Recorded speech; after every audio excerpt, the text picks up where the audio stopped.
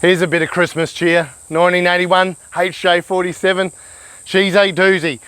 Still rocking the 2H, always has been. Still got the 4-speed. Few little updates, few mods and cons. There's a turbo under that bonnet. There's disc brakes at the front.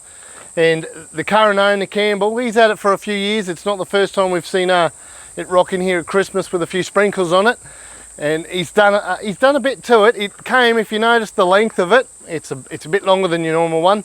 He purchased it as a extended chassis vehicle, and he plans on doing a fair bit of touring, so we'll get to that. He's setting it right up for that. Plans on doing some touring. So it's actually in here this time for a suspension. So we're going to throw the terrain tamer 500 kilos at the rear in it and make it stand nice and proud, get it ready to go back out there. It wasn't always looking like this. Young fella Campbell, he's a hands-on guy. This is his first, he's done all right. This is his first paint job ever. He's prepped it all, painted it himself. He tries to put his hands on it and get stuff done where he can. He built the whole rear canopy. We'll have a look at that. But the vehicle itself, otherwise mechanically, is pretty stock since he's had it. We've worked on the head, done a few little things to it to keep it on the road. When we met Campbell, it had 31s. Now she's got 33s. He lives out at Miles, out West Queensland, so he's out in a bit of dry country and uses this thing, camps in this thing. Him and the dog go places. It's a cool rig. I'm going to walk around right round the canopy because that's the latest thing he's done. He's built it all himself and he's done a really nice job. So let's have a closer look at the canopy itself. So let's start with the outside and some of the things that you can't see. He's got the solar power up on the roof, and underneath the tray here he's got a battery system. The whole back of this is a standalone system, so he's set that up. He's done all this himself too, so you've got to really check this out. And just take in mind, this isn't his trade. He's nothing to do with his trade, but he's given it a fair crack and he's done a really nice job. And you can separate these so he can just get to his fridge. And up here is where he controls his LED lights. It looks like a console for a roof. He's got a stereo system, speaker system. This is the kitchen side, so he keeps all his herbs and spices and small stuffs up in the console here above the stereo. And awning comes out here, a bit of rain, you can sit under here, crack a few tinnies, pump the stereo and have a bloody good time. But it's also the business end. We got these are all pull-out shelves. I'm not going to pull them all out. He's got cleaning up the top, and then he's got chopping boards down the bottom. He's also got cooking, so it all comes out, gives him a bit of room to work around here. And these big ass boards, just go straight up with your hot plate, don't burn anything, keep it all nice and safe. And this is really practical. Nothing moves around on him in here. He's tidied it up really nicely. We'll go around the back, we'll go right around this thing because every little part has its own components, and he's done a really nice job. Compartment, what's under compartment door number 1? So this is where he keeps the bin bag. The bin bag's using the same material, and his gas. Now this bin bag, everything's been custom made. Now Campbell, the owner of this car, already owned this old school canvas. They had a pop top caravan. And this was part of what was left and what was in his family. So he's taking the fabric, good old school stuff, good quality. He's taken the fabric to an upholsterer and they've made him all this. The actual bag just is on a slide so you can empty. You don't have to dig around in there to get your rubbish out. He's thought of things ahead.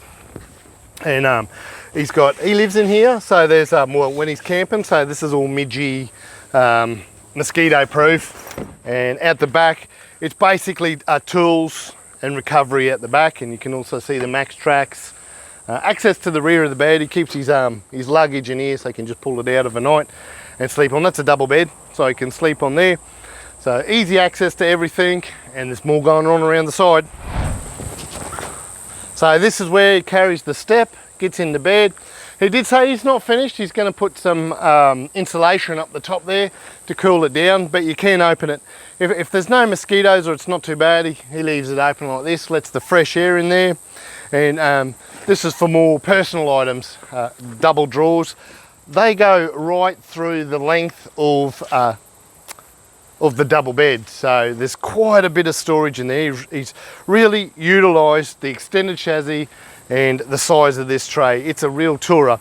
And up the front, he's got the dog box. He can lock stuff. He does have a dog. I think the dog sits in the front seat with him, but spare tyre and just some lockable stuff to keep stuff nice and safe. So this is the living compartment, and he's already been, I've been wheeling with Campbell at Landcruiser Mountain, and he gets out and he has fun, so he's really set this up for his needs.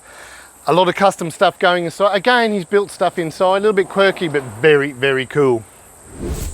So this one is very, very cool. If you're a little bit fancy-pantsy, turn away now, this won't be for you. This is a dusty, dirty old Outback rig, and you can tell when you look at it by looking at the dash, and I see things like gaffer tape holding this, and the carpet's crooked, and come on Campbell, what's the hell? Clean your unit up, mate. But on the other hand, there's things, he's custom made these door cards himself. He's custom made the console, the hood lining. He's put all that in there. Even his sun visors. When he made the console, he couldn't fit the factory sun visors in, so he's got these little shutters, and they go right down as well. Just little personal touches. The chain pull, drink holder. I see he's switched to a blade fuse box since he's had it. Just little custom stuff that he's made it his own Outback rig as well. So very, very impressive. Otherwise, it's a stock HJ47. This is my kind of favourite ute. We use them, we enjoy them, and they are what they are. They're an old piece of history now, so well done, Campbell. So this one's been a long-term rig with us. We've known this rig for many years now, and it's been great watching it unfold and being customised to the way that the customer requires it. And he's still got so many more plans for it. So I hope you enjoy this walk around as much as we enjoy having this vehicle here.